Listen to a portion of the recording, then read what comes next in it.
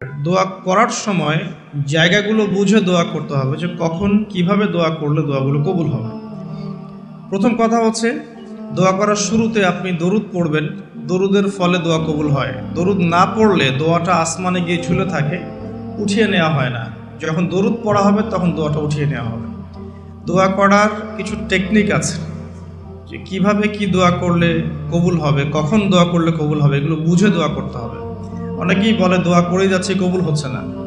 কিছু বিষয় আছে হয়তো এই কারণে হচ্ছে না, হয়তো বা আল্লাহ পাক চাচ্ছেন এটা আপনার জন্য পরে পাওয়া উত্তম, সেই জন্য আপনি এখন পাচ্ছেন না। হয়তো বা আল্লাহ পাক আপনাকে পরকালে দিবেন বলে জমা রেখেছেন, হয়তো এই জন্যে পাচ্ছেন না। অথবা হয়তো আপনার আকীদায় শিরক আছে, হয়তো এই জন্য হচ্ছে না। হয়তো বা আমলে বেদায়াত আছে, এই কারণে হচ্ছে না।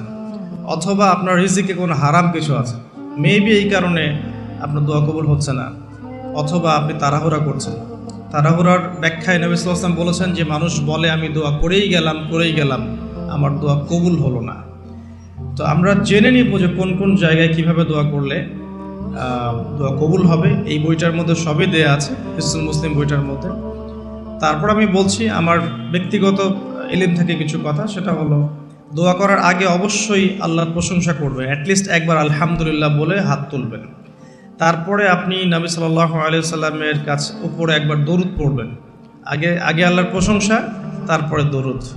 এরপরে আপনি নিজের পাপের ক্ষমা চাবেন। আগে আপনি পাপ করেন বা না করেন, আগে বলবেন রব্বিক ফিরলি, আল্লাহ আমাকে মাফ করে দাও, পাপ করেন বা না করেন। এটা সুলাইমান আলাইহিস সালামের সেই দোয়া থেকে আমি শিক্ষা নিয়েছি। সুলাইমান আলাইহিস সালাম যে বিখ্যাত দোয়ায় বলেছিলেন যে আল্লাহ আমাকে এমন মুলক এবং রাজত্ব দান করুন যে মুলক আর রাজত্ব আপনি কাউকে কখনো দেননি। এই দোয়ার শুরুতে তিনি বলেছেন রব্বিক ফিরলি, আল্লাহ আমাকে মাফ করুন। তো এটা আদব, দোয়ার আদব হচ্ছে আগে নিজের ক্ষমা চাওয়া, আল্লাহর কাছে নিজের ভুলের ক্ষমা চাওয়া, তারপরে দোয়া করা। হামসানা, দরুদ, এরপরে আপনি ক্ষমা চাবেন। এবার আপনি দোয়াগুলো করবেন আপনার মন থেকে। আরবি দোয়া জানা থাকলে আরবিতে দোয়া করবেন, কারণ আপনি আপনার রবের সাথে আরবি দিয়ে কথা বলবেন, এর চেয়ে আসলে গর্বের কি হতে পারে। আরবি ভাষা কেন শিখব, কি দরকার আছে? এটা কি সাম্প্রদায়িকতা? আল্লাহ রাব্বুল আলামিনের আল্লাহ পাক যে ভাষায় কোরআন নাজিল করেছেন, আল্লাহ পাক যে ভাষায় কথা বলেছেন কোরআনে, সেই ভাষায় আমি আল্লাহর সাথে কথা বলছি, এর চেয়ে গর্বের কি আছে আমার জন্য? আরবি কেন শিখছি, কেন শিখবো? এই ভাষা দিয়ে আমি আল্লাহর সাথে কথা বলব। জান্নাতে এই ভাষা চলবে, কোরআনে এই ভাষায় নাজিল হয়েছে, কবরে এই ভাষায় প্রশ্ন করা হবে, তা আমি কেন এই ভাষায় আল্লাহর সাথে কথা বলবো না? এর মানে এই নয় যে কেউ যদি আরবি না জানে অন্য ভাষায় দোয়া করতে পারবে না, এমনটা নয়। অবশ্যই কেউ যদি আরবি না জানে, বেসিক দোয়াগুলো না জানে, সে বাংলাতে দোয়া করতে পারে, কোনো সমস্যা নেই। ইংরেজিতে দোয়া করতে পারে, উর্দু দিয়ে দোয়া করতে পারে। ভাষাগত পার্থক্য আল্লাহর কাছে নেই, তবে আরবির মর্যাদা আছে। আর এটা আমার কাছে গর্বের বিষয় মনে হয় যে আমি আরবি দিয়ে আমার রবের সাথে কথা বলতে পারছি। আমি আরবি দিয়ে কথা বলছি, এবং আরবি দিয়ে দোয়ার ক্ষেত্রে আপনি এত এত ভালো করে মনের ভাব প্রকাশ করতে পারবেন অল্প শব্দে, যেটা হয়তো অন্য কোনো জায়গায় সম্ভব নয়। এরপরেও আমি বলবো যে মাতৃভাষায় মানুষের মনের ভাব প্রকাশের ক্ষেত্রে সহজতা আছে। যদি কেউ আরবি না জানেন, সেক্ষেত্রে মাতৃভাষাতেই বেশি বেশি দোয়া করবেন, চলতে ফিরতে দোয়া করবেন। নির্দিষ্ট সময়েই দোয়া করতে হবে এমন নয়, রোজা রেখে সারাটা দিন যখনই আপনার মন চাচ্ছে, মনের মধ্যে একটা কিছু চাহিদা আসছে, আপনি দোয়া করে ফেলবেন। নবী সাল্লাল্লাহু আলাইহি ওয়াসাল্লাম বলেছেন, যদি তোমাদের কারো জুতার ফিতাও ছিঁড়ে যায়, সে যেন সেই ফিতাটাও আল্লাহর কাছে চেয়ে নেয়। প্রতিটা বিষয় আল্লাহর সাথে শেয়ার করতে হবে। আল্লাহ, আমার চাকরির দরকার, আমার রিজিকের সমস্যা, আমার পারিবারিক সমস্যা, আমার ব্যবসায়ের সমস্যা, আমার ইলম অর্জন করতে চাই, আল্লাহ আমাকে ইলম দান করো। আল্লাহ, আমি শারীরিকভাবে অসুস্থ। বিভিন্ন রকম সমস্যা আমরা জর্জরিত আছি। প্রত্যেক মানুষের কোনো না কোনো সমস্যা আছে। সমস্যা থাক বা না থাক, দোয়া করতেই থাকতে হবে। যে ব্যক্তি সুখের সময় বেশি বেশি দোয়া করে, আল্লাহ পাক দুঃখের সময় তার দোয়া বেশি কবুল করেন, এমনটা হাদিস এসেছে। যে ব্যক্তি সুখের সময় ভালো আছে, এখন আমার ফিজিক্যাল আমি ফিট, এখন আমি আল্লাহ পাকের অসীম নিয়ামতের মধ্যে আছি, বাড়ি গাড়ি, টাকা করি, আত্মীয় স্বজন, স্ত্রী সন্তান সবই আছে, আমার কোনো কিছুর অভাব নাই। এরকম সুখের সময় যে ব্যক্তি বেশি বেশি দোয়া করবে, ইস্তেগফার করবে, ক্ষমা চাবে, আল্লাহ পাক দুঃখের সময় সেই বান্দার পাশে থাকবেন ইনশাআল্লাহ। আর সবচেয়ে বড় দুঃখের দিন তো কিয়ামতের দিন, আল্লাহ পাক সেদিন ইনশাআল্লাহ আমাদের সাথে থাকবেন ইনশাআল্লাহ তাআলা। দোয়ার আগে এই আদবগুলো মেনটেন করবেন। বাংলা ভাষায় দোয়া করেন, যদি আরবি না জানেন, আর আরবি জানার দিকে আমি বেশি জোর দিচ্ছি, আরবি জানলে বেশি ভালো হয়। 3 ব্যক্তির দোয়া ফেরত দেওয়া হয় না। একজন মুসাফির, যে ব্যক্তি সফরের মধ্যে আছে, আল্লাহর কাছে দোয়া করলেই দোয়া কবুল হবে ইনশাআল্লাহ। একজন ব্যক্তি যে পিতা বা মাতা হয়েছে, তার সন্তানের জন্য দোয়া করলে দোয়া কবুল হবে ইনশাআল্লাহ। আরেকজন হচ্ছে সে ব্যক্তি যে ব্যক্তি রমাদান মাসে বা অন্য যে কোনো সময় রোজা রেখেছে, সমরত অবস্থায় তার দোয়াকে ফেরত দেওয়া হবে না। স্পেশালি সে যদি ইফতার করতে থাকে সেই সময়ের দোয়াকে তার ফেরত দেওয়া হবে না ইনশাআল্লাহ। তো আমরা বেশি বেশি দোয়া করব রমাদান মাসে ইনশাআল্লাহ আযজা ওয়া জাল। আমি দোয়ার জন্য একটা বই সাজেস্ট করছি, সেটা হচ্ছে হিসনুল মুসলিম। এই বইটার মধ্যে প্রচুর দোয়া দেয়া আছে এবং অথেন্টিক সবগুলোই মাশাআল্লাহ। শেষের দিকে কিছু ঝাড়ফুঁক অংশ আছে। কারো যদি চোখ লাগা বা বদনজর বা জিন ঘটিত সমস্যা থাকে বা তাবিজ কবজ জনিত কোনো সমস্যা থাকে, এগুলো ট্রুথ, এগুলো সত্য, এগুলো কোনো আনসাইন্টিফিক বিষয় নয়। আর কোনো কিছু আনসাইন্টিফিক হলেই যে ইসলামিক হবে না এমনও নয় বিষয়টা। তো হিসনুল মুসলিম বইটা আপনারা কালেক্ট করতে পারেন। সেখানে প্রথম অংশ আছে দোয়া এবং জিকির অধ্যায় এবং শেষের অংশটা আছে ঝাড়ফুঁক অধ্যায়। আপনারা মিনিমাম প্রথম অংশটুকু মুখস্থ করে ফেলতে পারেন। হিসনুল মুসলিম বইটা সাজেস্ট করলাম।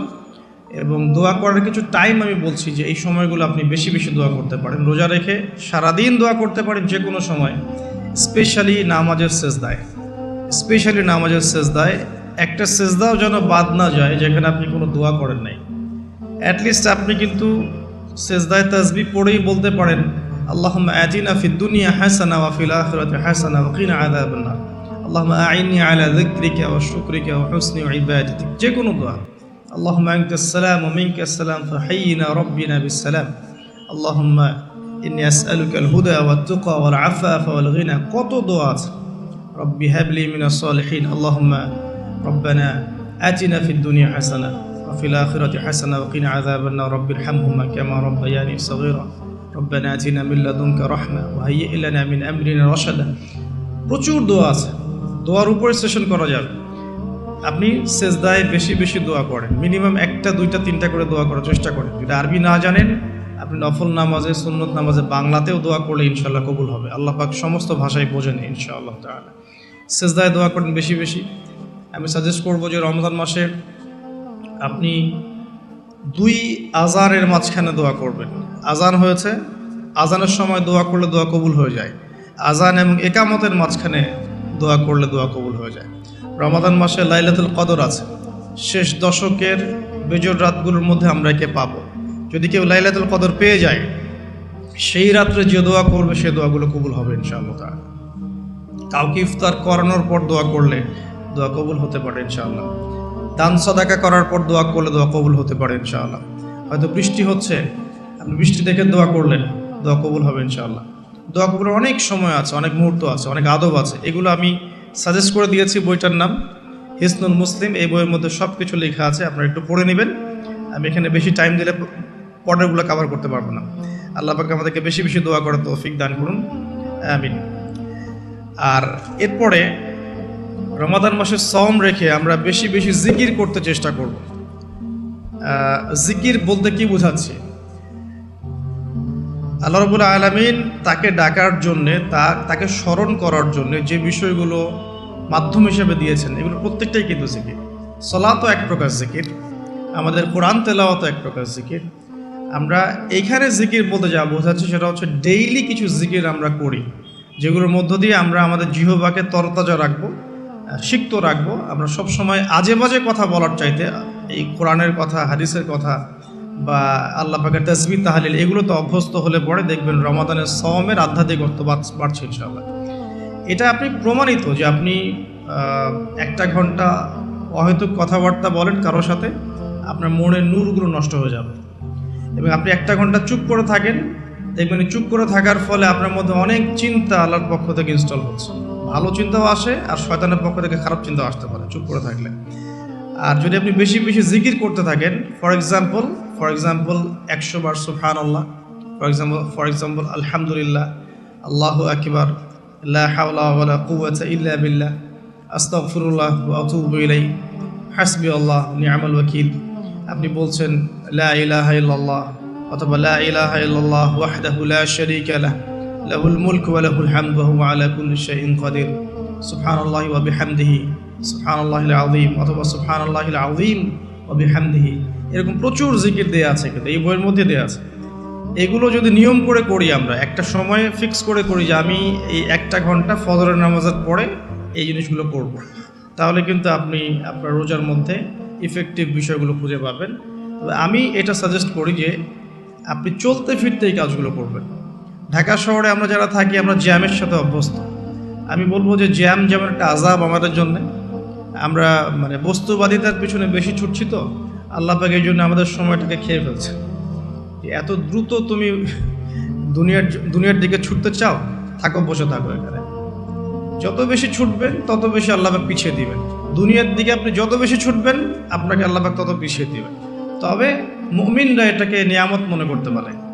আপনি জ্যামে বসে 1 পারা কোরআন তেলাওয়াত করতে পারবেন। আমি চেষ্টা করি, জ্যামে বসে আছেন, আপনি এই তাসবিহ তাহলিলগুলো করতে পারেন। তাসবিহ একটা পকেটে রাখেন, আপনি বের করেন, জ্যামে বসে আছেন, 100 বার সুবহানাল্লাহ পড়তে আপনার 5 মিনিটও লাগবে না। 100 বার আলহামদুলিল্লাহ পড়তে পারেন বসে বসে, 100 বার আল্লাহু আকবার পড়তে পারেন, লা ইলাহা ইল্লাল্লাহ পড়তে পারেন, আস্তাগফিরুল্লাহ ওয়া আতুবু ইলাইহি 100 বার পড়তে পারেন, আল্লাহুম্মা সাল্লি আলা মুহাম্মাদ ওয়া সাল্লিম দরুদ পড়তে পারেন 100 বার। আপনি দেখবেন সময়টা কাজে লাগলো, আপনার কিন্তু সময়টা কাজে লাগলো, এবং আপনার মনের মধ্যে কিছু খারাপ চিন্তা চেতনা আসছিল, এটা দূর হয়ে গেল, মনটা শান্ত হলো, রিল্যাক্স থাকলেন, আল্লাহর নূর আসলো। এই কাজগুলোই একসাথে মিলে কিন্তু রোজাটাকে আপনার ইফেক্টিভ বানাবে। শুধুমাত্র না খেয়ে থাকাটা আপনাকে খুব একটা রুহানিয়াত দিবে না। আল্লাহ পাক আমাদেরকে বেশি বেশি জিকির করার তৌফিক দান করুন, আমিন। আমি তারপরে বলবো, সওম রেখে ইস্তেগফার করতে হবে বেশি বেশি। ইস্তেগফার মানে আস্তাগফিরুল্লাহ ওয়া আতুবু ইলাইহি, এবং শুধু মুখে বলা নয়, বরং আমি একটা পদ্ধতি অবলম্বন করার চেষ্টা করছি। আমার কাছে এটা ইফেক্টিভ মনে হয়েছে বলে শেয়ার করছি। সেটা হলো, আমি চেষ্টা করছি যে আমার জীবনে যে পাপগুলো হয়েছে আমার দ্বারা, যেগুলো আমার মনে পড়ছে, বড় বড় পাপ আমার মনে পড়ছে, আপনি কিন্তু আপনার পাপ মনে করতে পারবেন আপনি যে আপনি কি পাপ করেছেন, বড় বড় পাপ কিছু, সবগুলো হয়তো পারবেন না, কিছু কিছু পারবেন। তো একটা খাতা আমি নোট করার চেষ্টা করছি যে আমার জীবনে মেজর কি বড় বড় পাপ হয়েছে বলে আমার কাছে মনে হচ্ছে। তো এরকম পাপ আপনি একটা লিস্ট করতে পারেন, এবং যখন একটা পাপের কথা মনে হবে, এই পাপ সংক্রান্ত বিষয়গুলো কিন্তু মাথায় চলে আসবে, ওখানে আমার কি ভুল ছিল আসলে, এবং সেই ভুলটা যেন আমার পরিবারবর্গ না করে, এবং সেই ভুলটা যেন আমার বাচ্চারা না করে। ঠিক আছে? তো আমরা মিউজিক শুনেছি, লিখেছি যে হ্যাঁ মিউজিক শুনেছি, হয়তো বসে বসে খেলা দেখেছি তো, এগুলো কাজ করেছে। রাস্তাঘাটে চলতে ফিরতে আমাদের নজর এদিকে ওদিকে চলে গিয়েছে। এমন কেউ নাই এখন এই বিশ্বে বসবাস করে যারা কখনো অনলাইনে ঢুকে একটা মেয়ের নগ্ন ছবি চোখে পড়েনি। এমনটা হয়েছে। আমরা কিন্তু নোট আউট করতেই পারি আমাদের পাপগুলো কি হয়েছে।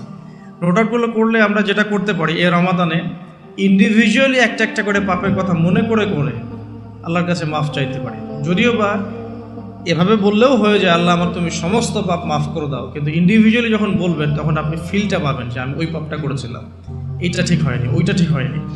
তখন ইনশাআল্লাহ তাআলা ইস্তেগফারটা পারফেক্ট হবে, এবং ইস্তেগফারের ভিতরে একটা প্রাণ আসবে ইনশাআল্লাহ। শুধু মুখে বলবো না যে আস্তাগফিরুল্লাহ ওয়া আতুবু ইলাইহি। তো আমি এটা চেষ্টা করছি লিখে ফেলার জন্য। তো এখানে দুটো বিষয় আসবে, একটা হচ্ছে আমার কিছু আল্লাহর সাথে জড়িত পাপ, এবং আল্লাহর সাথে জড়িত পাপগুলো কিন্তু মাফ পাওয়া খুব সহজ। মুখলেসভাবে তওবা করলেই আল্লাহ পাক মাফ করে দিবেন ইনশাআল্লাহ। এবং আল্লাহ রাব্বুল আলামিন এমনও বলেছেন যে আমি এই পাপগুলোকে নেকি দিয়ে পরিবর্তন করে দেব, এটা আল্লাহ পাক বলেছেন। আরেকটা বিষয় আছে, আল্লাহ পাকের কিছু হক নষ্ট করেছি, যেমন নামাজ, হয়তো একটা সময় নামাজ পড়ি নাই, একটা সময় রোজা রাখি নাই, একটা সময় দেখা গেছে কেউ যাকাত দেয় নাই, ইত্যাদি। এগুলোর জন্যে দুটো অপশন, এখানেও দুটো অপশন। কিছু আলেম বলেছেন যে এর জন্যে খালেস তওবাই যথেষ্ট, এর কাফফারার দরকার নাই। আবার কিছু আলেম বলেছেন যে নামাজ যতগুলো কাজা হয়ে গেছে এগুলোকে হিসেব করে কাজা আদায় করে দেয়া।